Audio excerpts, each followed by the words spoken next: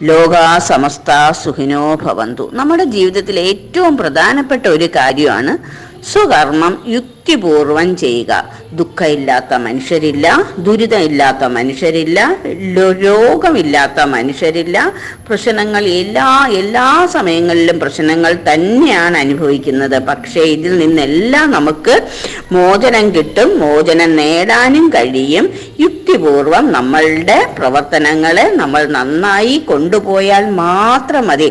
നന്മയ്ക്ക് നന്മയും തിന്മയ്ക്ക് തിന്മയും ആണ് പ്രകൃതി നിശ്ചയിച്ചിരിക്കുന്നത്. അത് നമുക്ക് മാറ്റാനേ പറ്റൂല. പക്ഷെ നമ്മളിൽ നന്മ വളർത്തി അതിനുള്ള മാറ്റം നമ്മൾ തന്നെ ഉണ്ടാക്കുകയാണെങ്കിൽ അതിനൊരു ഭാഗ്യം ഉറപ്പായിട്ട് കിട്ടും. അതിന് വേറെ ഒന്നും ചെയ്യേണ്ട കാര്യമില്ല. നമ്മൾ ജനിക്കുമ്പോഴേ തന്നെ അല്ലെങ്കിൽ വളരുമ്പോഴേ തന്നെ ഒരുപാട് പ്രശ്നങ്ങളുടെ നടുവിലാണെന്ന് അറിഞ്ഞിട്ട് തന്നെയാണ് നമ്മൾ വളരുന്നത്. ഈ വളരുന്ന സമയത്തും ബുദ്ധിപൂർവ്വം നമ്മൾക്ക് കൈകാര്യം ചെയ്യാനുള്ള എല്ലാ അവസരങ്ങളും ഭഗവാൻ തരും.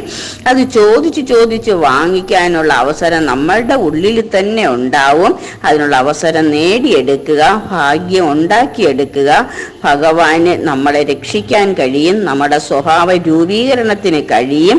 തമാശയായിട്ട് മാത്രം ഇത് കരുതരുത്.